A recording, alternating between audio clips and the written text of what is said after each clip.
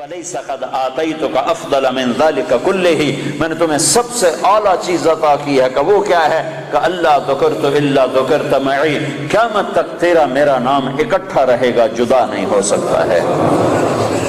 ساری کائنات کا نبی بنایا، سارے بحر و بر پر نبوت کی چھاپ لگا دی۔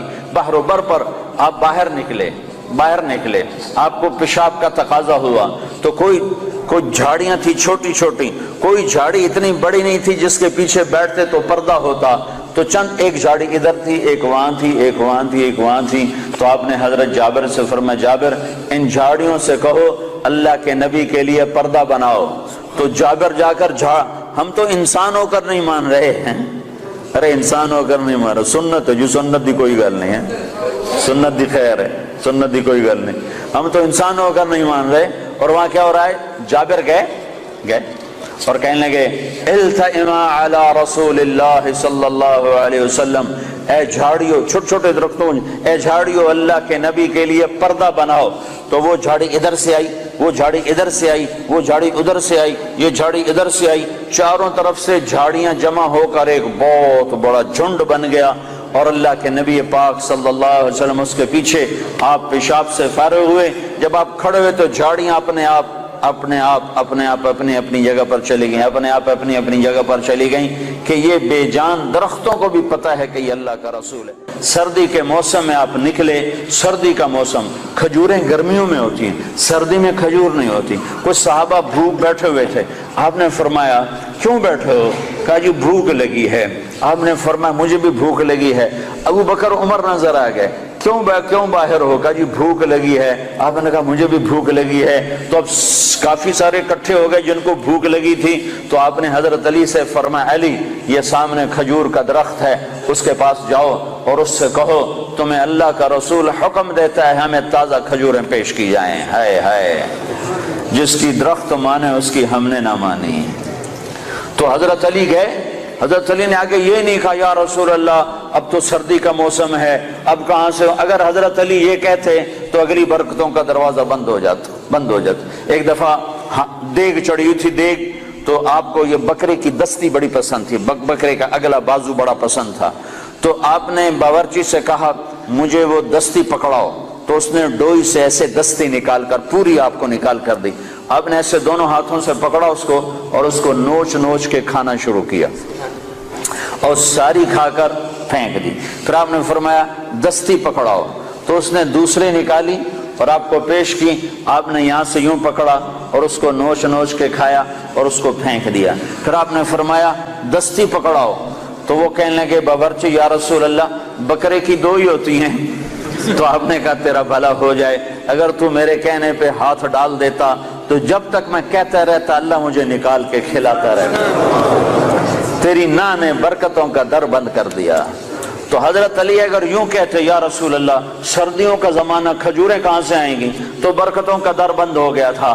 حضرت علی نے ایک دم اٹھے دوڑ لگائی اور کھجور سے کہہ رہے ہیں، کھجور سے، بے جان درخت سے اللہ کا ایھا التمر ایھا النخلۃ، اے کھجور کے درخت، اللہ کا نبی کہہ رہا ہمیں تازہ کھجوریں پیش کی جائیں، تو رب ذوالجلال کی قسم پتوں سے تازہ کھجوریں ٹپ ٹپ گرنے لگی، ساری چادر بھر گئی۔ آپ نے چادر کی پنڈ بنائی اور اٹھا کر آپ نے صحابہ کے سامنے پیش کر کھاؤ، سب نے کھایا، آپ نے بھی کھایا، ابو بکر نے بھی، عمر نے بھی، کچھ بچ گئی تو آپ نے فرمایا علی سے جا لے جا، فاطمہ بھوکی ہوگی، میرے بچے بھوکے ہوں گے، ان کو بھی جا کے کھلا۔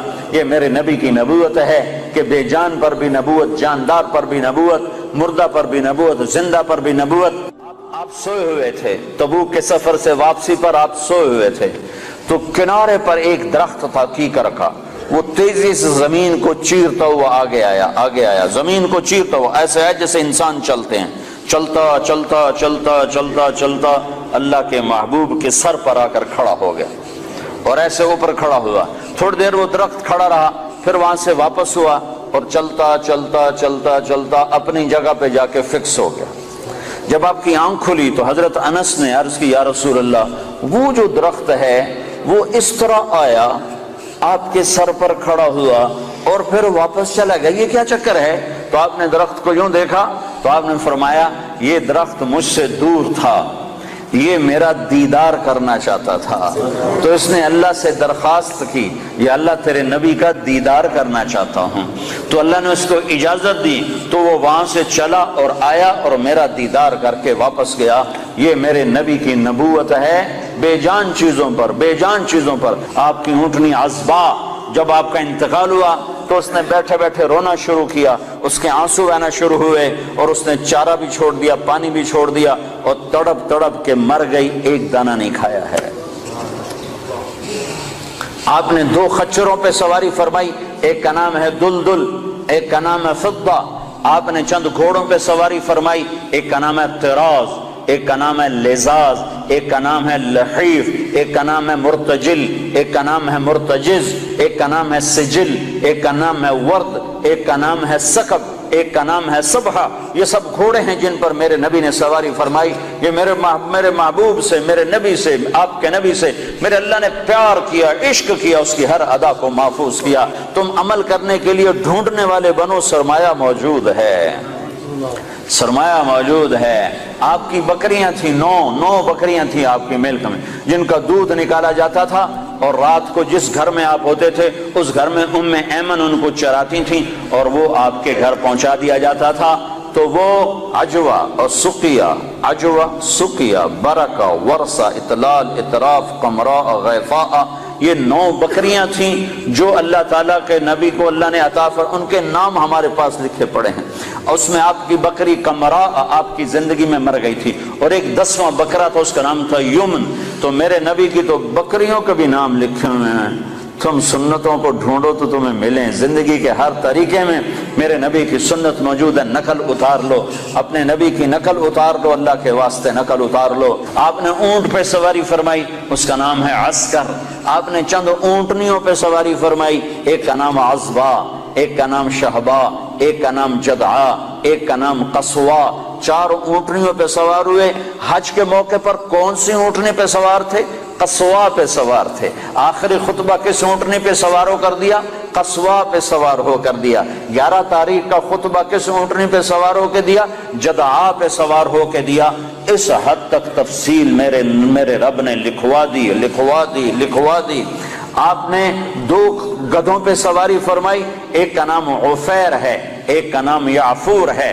جب جنگ خیبر ہوئی اور خیبر فتح ہوا اور مال غنیمت آیا، جانور آئے، تو گدھے آئے۔ ان گدھوں میں ایک گدھا آگے بڑھ کر کہنے لگا، یا رسول اللہ، اللہ کے نبی سے بات کرنے لگا، یا رسول اللہ، آپ نبیوں میں آخری نبی ہیں، کھوتے نو بھی پتا تے بندیاں نو کوئی نہیں پتا۔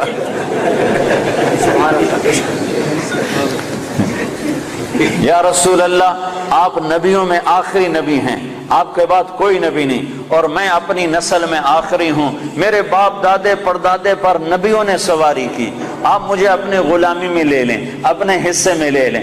تو آپ نے یافور کو اپنے حصے میں لے لیا، اس پہ سواری فرماتے تھے۔ اور یافور اور بھی کئی کام کرتا تھا۔ کبھی آپ نے کسی کو بلانا ہوتا تھا اور موقع پر کوئی خادم موجود نہیں ہے تو آپ یافور سے فرماتے، جاؤ ابو بکر کو بلا کے لاؤ۔ تو یافور دوڑ لگاتا، وہ جا کر سیدھا ابو بکر کے دروازے پہ ٹکر مارتا، ٹھا، اللہ اکبر۔ تو وہ آدمی گھبرا کے باہر نکلتا کہ ٹکر کیا ماری؟ آگے دیکھا تو یافور شریف کھڑا ہوا، تو پتہ چلتا کہ اللہ کے نبی نے بلایا ہے۔ یہ یافور تھا۔ جس دن آپ کا انتقال ہوا اس دن یافور مدینے کی گلیوں میں روتا تھا، چیختا تھا، بھاگتا تھا، چیختا تھا، بھاگتا تھا۔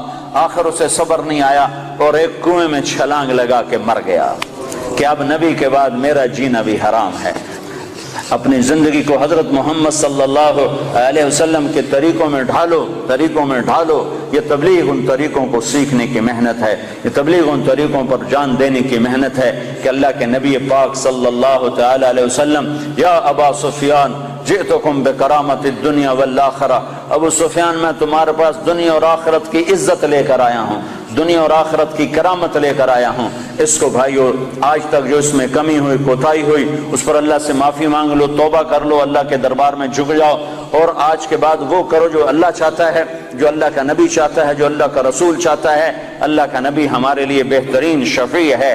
آپ کے بغیر جنت کا در نہیں کھل سکتا، جنت کا دروازہ نہیں کھل سکتا، حساب کتاب شروع نہیں ہو سکتا، آپ کے بغیر مقام محمود نہیں سج سکتا۔ کیا آپ کی شان دیکھنی ہو تو آپ نے کہا میدان محشر میں دیکھنا، لوگ پیچھے ہوں گے میں آگے ہوں گا، نبی پیچھے ہوں گے میں آگے ہوں گا، اللہ کا جھنڈا میرے ہاتھ میں ہوگا اور سارے نبی میرے جھنڈے کے نیچے نیچے چل رہے ہوں گے، سب کے آگے میری شان ہوگی کہ اللہ کا جھنڈا میرے ہاتھ میں ہوگا، لواء الحمد بیدی یوم القیامہ، اور سارے نبی آدم سے لے کر عیسیٰ علیہ السلام تک سارے نبی میرے جھنڈے کے نیچے ہوں گے اور پوری دنیا میرے پیچھے ہوگی، میں سب سے آگے ہوں گا، لوگ چپ ہوں گے میں بولنے والا، لوگ خاموش ہوں گے میں بولنے والا، لوگ نظریں جھکا رہے ہوں گے میں نظر اٹھانے والا، لوگ سہمے ہوں گے میں اللہ سے بات کرنے والا، لوگ نا امید ہوں گے میں امید دلانے والا، لوگ پریشان ہوں گے میں تسلی دینے والا، لوگ پھنسے ہوئے ہوں گے میں شفاعت کرنے والا۔ مقام محمود میرے لیے سجایا جا رہا ہے، جنت کے 1000 خدام میرے لیے لائے جا رہے ہیں جو میرے چاروں طرف گھیرا باندھ کے کھڑے ہوں گے، اور جنت کی چابی میرے ہاتھ میں ہوگی، میرے بغیر جنت کا در کھل نہیں سکتا، میرے بغیر کوئی جنت میں جا نہیں سکتا۔ ایک دفعہ عیسیٰ علیہ السلام نے کہا یا اللہ مجھے وہ سلسبیل کا پانی تو پلا، سلسبیل کا پانی تو پلا، تو اللہ تعالیٰ نے فرمایا عیسیٰ جب تک میرا آخری نبی نہ پی لے سارے نبیوں پر وہ پانی حرام ہے، میرا نبی بسم اللہ کرے گا تو باقیوں کو دوں گا، جب تک وہ نہ آئے۔ حبیب اللہ، واہ واہ، حبیب، نبی ہے نبی، رسول ہے رسول، محمد الرسول اللہ۔ والضحى واللیل اذا سجا ما ودعك ربك وما قلى، کیا خوبصورت کلام ہے، کیا خوبصورت انداز ہے، کس انداز میں یہ کلام اترا ہے میرے محبوب صلی اللہ تعالی علیہ وسلم کہ اللہ چہرے کی قسم اٹھا رہا، والضحى، اے میرے حبیب مجھے تیرے روشن چہرے کی قسم، وہ چہرہ کیسا حسین ہے جس کی میرا رب قسم اٹھا رہا ہے، اے میرے حبیب مجھے تیرے روشن چہرے کی قسم، واللیل اذا سجا، مجھے تیری سیاہ زلفوں کی قسم، ما ودعک ربک وما قلی، میں نے تمہیں بالکل نہیں چھوڑا، میں تم پہ ناراض نہیں ہوں، وللآخرۃ خیر لک من الاولی، دنیا مختصر آخرت باقی، تجھے آخرت کی بادشاہی دی ہے، ولا سوف یعطیک ربک فترضی، یہ آیت آپ کی شان میں سب سے بلند ہے کہ ساری دنیا سے اللہ کہتا ہے مجھے راضی کرو، ساری کائنات سے کہتا ہے مجھے راضی کرو، بحر و بر کے انسانوں سے کہتا ہے مجھے راضی کرو، فرشتوں سے کہتا ہے مجھے راضی کرو، نبیوں سے کہتا ہے مجھے راضی کرو، رسولوں سے کہتا ہے مجھے راضی کرو، جنات کو کہتا ہے مجھے راضی کرو، ہمیں کہتا ہے مجھے راضی کرو، شہداء سے صدیقین سے مجھے راضی کرو، اور خود کیا کہتا ہے، خود کیا کہتا ہے، وَلَسَوْفَ يُعْطِيكَ رَبُّكَ فَتَرْضَىٰ، اے میرے محبوب ساری کائنات مجھے راضی کرنے پر ہے، میں تجھے راضی کرنے پر ہوں، میں نے تمہیں راضی کرنا ہے۔